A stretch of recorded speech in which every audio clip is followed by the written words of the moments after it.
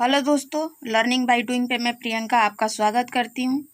और जैसा कि दोस्तों क्लास 6 का ये एनसीईआरटी हिस्ट्री का चैप्टर 1 नंबर का जो है हैंडराइटिंग नोट्स है जो मेरे द्वारा बनाया गया है। मुझे उम्मीद है कि इस नोट से काफ़ी हद तक आपको प्रॉफिट मिलेगी। तो इसमें पहला टॉपिक है दोस्तों, क्या, कब, कहाँ और कैसे। ठीक है, इसके बारे में बात करें उससे पहले एनसीईआरटी के बुक में जो है कुछ महत्वपूर्ण तिथियाँ दिया गया है, उसके बारे में चर्चा कर लेते हैं। जैसे कि किसी का आरंभ का जो है दोस्तों 8000 वर्ष पूर्व बताया गया है। सिंधु सभ्यता के प्रथम नगर जो है 4700 वर्ष पूर्व बताया गया है। गंगा घाटी के नगर मगध का बड़ा राज्य जो 2500 वर्ष पूर्व की बात किया गया है, जो दोस्तों आज से वर्तमान यानी लगभग 2000 वर्ष पूर्व की बात किया गया है। ठीक है, आगे बात करें हम इससे कि दोस्तों अतीत के बारे में कि हम क्या जान सकते हैं। तो दोस्तों अतीत के बारे में हम बहुत कुछ जान सकते हैं, जैसे लोग क्या खाते थे, कैसे कपड़े पहनते थे, किस तरह के घरों में रहते थे।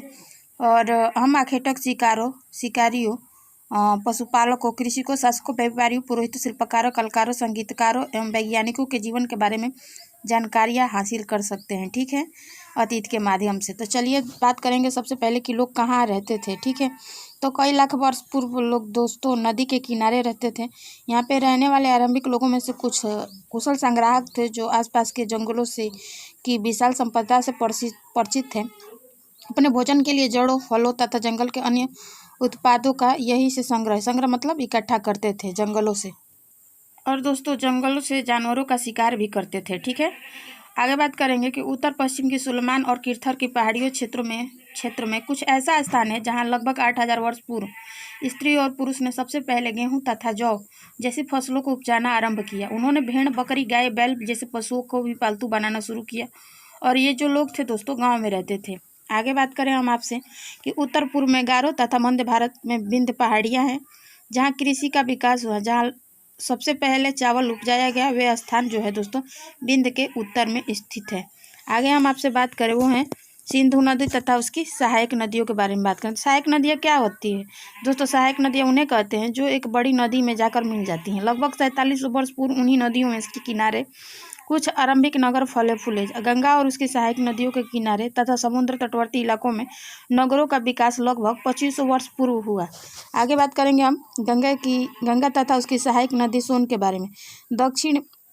गंगा के दक्षिण में इन नदियों के आसपास का क्षेत्र प्राचीन काल में मगध जो कि वर्तमान में बिहार नाम से जाना जाता है, इसके शासक बहुत शक्तिशाली थे और उन्होंने एक विशाल राज्य स्थापित किया और देश के अन्य हिस्सों में ऐसे राज्यों की स्थापना भी की गई। अब आगे हम बात करेंगे दोस्तों देश के नाम।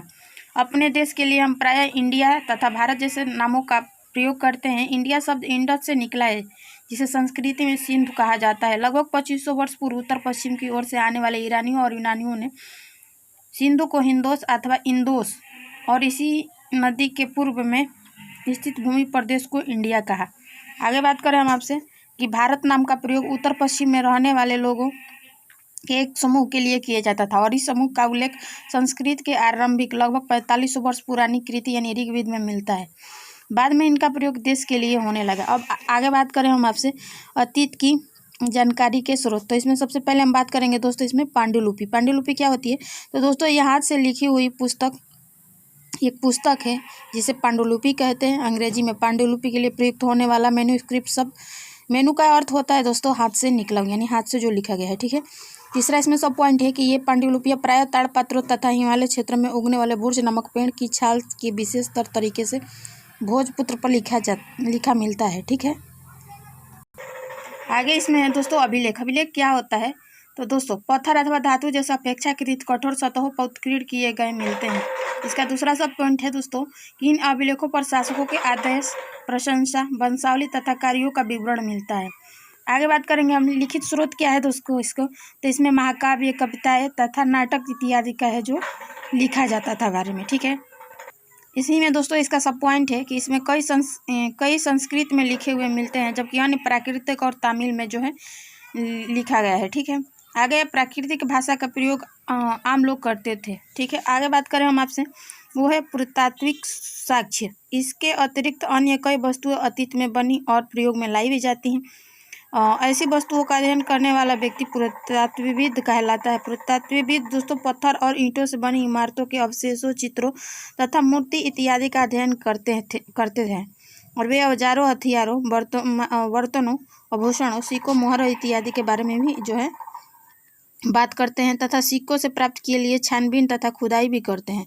इनमें से कुछ वस्तुएं पत्थर, पक्की मिट्टी तथा कुछ धातु की बनी हो सकती हैं और ऐसे तत्व कठोर तथा जल्दी ही नष्ट नहीं होने वाले हैं, जैसे जानवरों, चिड़िया तथा मछलियों के हड्डियों के बारे में जो है दोस्तों बात किया गया। आगे दोस्तों आगे इसमें एक नोट है कि पांडुलिपि अभिलेख तथा पुरातत्व के जानकारियों के लिए इतिहासकारों ने प्रायः स्रोत शब्द का प्रयोग किया।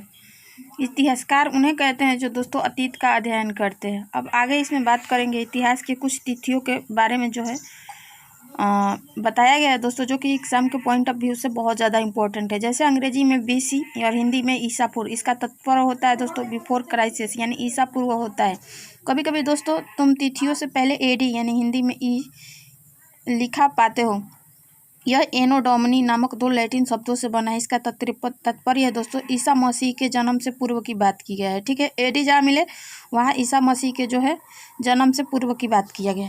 आगे बात करें, कभी कभी AD के जगह CE तथा BC के जगह BCI का भी प्रयोग होता है और CE अक्षरों का प्रयोग दोस्तों कॉमन एरा तथा BCI का प्रयोग बिफोर कॉमन एरा के लिए होता है। हम लोग इन शब्दों का प्रयोग इसलिए करते हैं क्योंकि विश्व के अधिकांश देशों में अब इन कैलेंडरों का प्रयोग